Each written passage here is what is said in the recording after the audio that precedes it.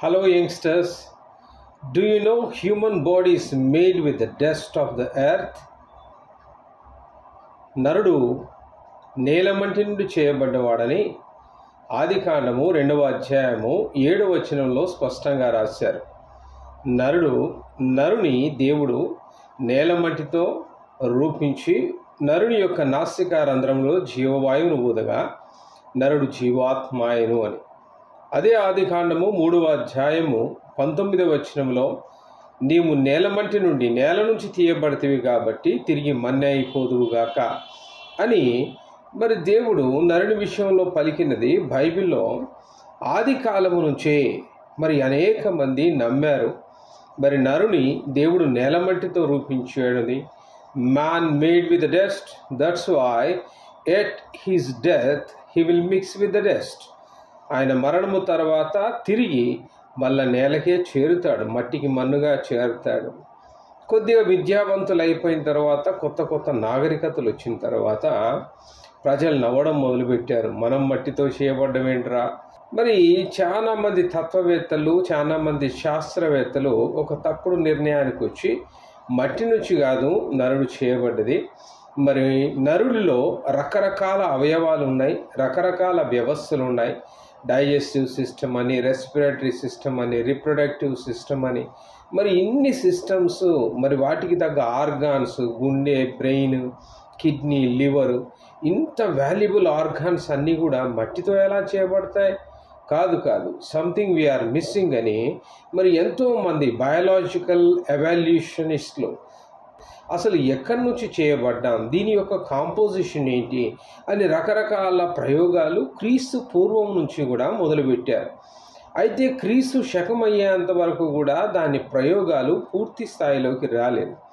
చివరికి కెమిస్ట్రీలో మరి ఎలిమెంట్స్ గురించి, ట్రేస్ ఎలిమెంట్స్, బేస్ ఎలిమెంట్స్ గురించి మరి కెమిస్ట్రీలో ప్రతి పదార్థంలో కూడా ఆ పదార్థం కెమికల్ కాంపోజిషన్స్ చేత చేయబడుతుంది అని. ఇప్పుడు మట్టి కూడా ఒక రకమైన కెమికల్ కాంపోజిషన్, వాటర్లో కెమికల్ కాంపోజిషను H2O అంటాం. హైడ్రోజన్ 2 అయాన్స్, ఆక్సిజన్ 1 అయాన్ అయితే అది వాటర్ యొక్క కెమికల్ కాంపోజిషన్. అలా ఈ భూమి మీద ఉన్న ప్రతి పదార్థానికి, అది ఘన పదార్థమైన, ద్రవ పదార్థమైన, వాయు రూపంలో ఉన్న ప్రతి పదార్థానికి ఏదో ఒక కెమికల్ కాంపోజిషన్ ఉంటుంది.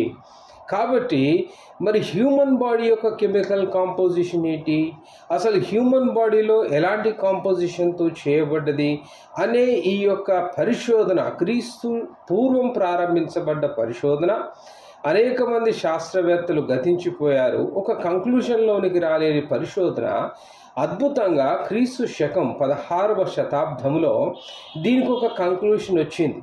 హ్యూమన్ బాడీలో 28 ఎలిమెంట్స్, 28 రకాల ఎలిమెంట్స్ బయటకు వచ్చాయి. వాటిలో కొన్ని 11 బేస్ ఎలిమెంట్స్ అని, 17 ట్రేస్ ఎలిమెంట్స్ అని కూడా వాటిని మళ్ళీ డివైడ్ చేయడం, సబ్ క్లాస్ చేయడం జరిగింది. చివరికి ఈ 28 ఎలిమెంట్స్ అసలు ఏంటి అనేది వాటిని ఇంకా లోతుగా పరిశోధన చేసి చూశారు. చూడండి, వాటిలలో 11 బేస్ ఎలిమెంట్స్ బయటపడ్డాయి. బేస్ ఎలిమెంట్స్ అంటే మరి ఎక్కువ మోతాదులో ఉండాల్సిన ఎలిమెంట్స్ అన్నమాట, కెమికల్ కాంపోజిషన్. ట్రేస్ ఎలిమెంట్స్ అంటే తక్కువ మోతాదులో ఉండాల్సినవి అన్నమాట. ఏంటా 11 బేస్ ఎలిమెంట్స్ అనేది ఇప్పుడు మనం చూద్దాం.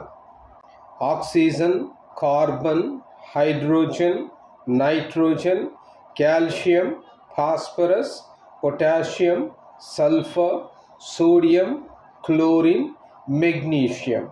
వీటిని బేస్ ఎలిమెంట్స్ అంటాం. కొద్దిగా ఎక్కువ మోతాదులో ఇది మన శరీరానికి అవసరం. ఇవి మన జీవనానికి కూడా ఆధారం. ఇవి ఉంటేనే మానవ శరీరం నిర్మించబడుతుంది, మానవ శరీరం పనిచేస్తుంది, మానవ శరీరం ముందు కొనసాగుతుంది. కాబట్టి మనం తినే ఆహారంలో కూడా మరి ఇలాంటి అన్ని ఎలిమెంట్స్ ఉండే రకంగా, ఇలాంటి మినరల్స్, ఇలాంటి ఎలక్ట్రోలైట్స్, మరి ఇలాంటి పోషకాలు ఉండేటట్టుగా మనం భోజనం చేస్తూ ఉంటాం. మరి 17 రకాల ట్రేస్ ఎలిమెంట్స్ కూడా ఉన్నాయి. ట్రేస్ ఎలిమెంట్స్ అంటే ఇవి చాలా తక్కువ మోతాదులో మన శరీరంలో ఉండాల్సినవి. Iron, zinc, iodine, selenium, copper, chromium, manganese, molybdenum, fluorine, silicon, boron, nickel, vanadium, cobalt, bromine, strontium and other lead like elements. ఇలాంటివి మొత్తం ఒక 17 ట్రేస్ ఎలిమెంట్స్ ఉంటాయి. 17 ట్రేస్ ఎలిమెంట్స్, 11 బేస్ ఎలిమెంట్స్ అన్నీ కలిపితే 28 ఎలిమెంట్స్. విచిత్రం ఏంటో తెలుసా? ఈ 28 ఎలిమెంట్స్ తోటే మట్టి తయారైంది. భూమండలం మీదున్న మట్టిని ఒక్కసారి తీసి కెమికల్ ల్యాబ్లో పరీక్ష చేస్తే ఈ 28 ఎలిమెంట్స్ మనకు అక్కడ కనపడతాయి. అది ఆశ్చర్యం. చూసారా? బైబిల్లో ఏదైతే ఆదికాండంలో దేవుడు పలికాడో అక్షరాల ఆ మాట నెరవేరి తీరింది. నరుడు నేల మంటిలో నుంచి తీయబడ్డాడు, నేల మంటిలో నుంచి రూపించబడ్డాడు. నరుని మట్టితో చేసిన తర్వాత వాడి నాసికారంధ్రంలో జీవవాయువును ఆ దేవుడే ఊదితే నరుడు జీవాత్మగా మారాడు. కాబట్టి మరణించిన తర్వాత తిరిగి నరుని పాతి పెడతాం, మట్టికి కలుపుతాం, మట్టికి మన్నుగా వాడు కలిసిపోతాడు.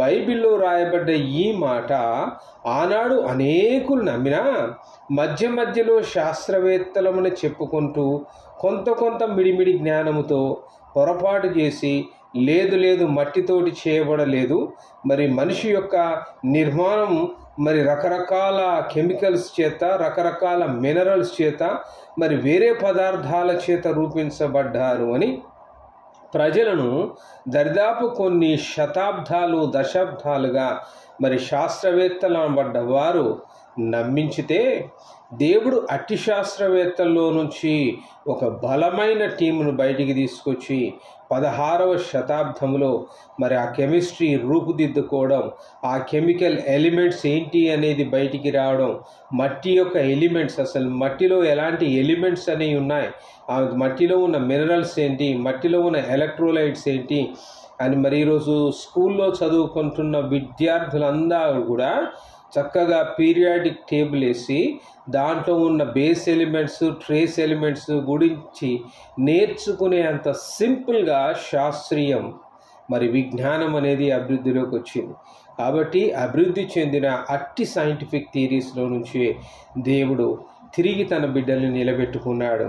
అట్టి శాస్త్రవేత్తలే హ్యూమన్ బాడీ కూడా ఎర్త్ యొక్క డస్ట్ యొక్క అంటే మట్టి యొక్క పూర్తి కెమికల్ కాంపోజిషన్ తోటే హ్యూమన్ బాడీ కూడా నిర్మించబడ్డది అని, ఆ హ్యూమన్ బాడీలోకి జీవం వచ్చి ఉన్నదని, ఆ జీవము ఉన్నంత వరకు ఆ హ్యూమన్ బాడీ చెలించేవాడుగా ఉంటాడని, ఎప్పుడైతే హ్యూమన్ బాడీలో ఆ యొక్క లైఫ్ జీవం ఎండ్ అవుతుందో అదే ఆ వ్యక్తికి చివరి దినం. అది మట్టిలో నుంచే తీశారు కాబట్టి తిరిగి మట్టికే చేరుతుంది అన్న ప్రభు మాటలు అక్షరాల అవి నెరవేరి తీరాయి. Hallelujah. That is the greatness of the science and Bible. That's why we always say the Bible and science are the parallel books. Believe in this. Bible నమ్మిన వాడు సైన్స్ను దాని సిద్ధాంతాలను నమ్మి ఆధారం చేసుకొని ముందుకు సాగాలి. సైన్స్ యందు విశ్వాసం ఉంచిన వాడు బైబిల్లో ఉన్నది సత్యమని నమ్మి దేవుని మీద ఆధారపడ్డప్పుడు ఈ లోకమును సమస్తమును చేయించేవాడు ముందుకు సాగగలడు. Okay, thank you, bye bye.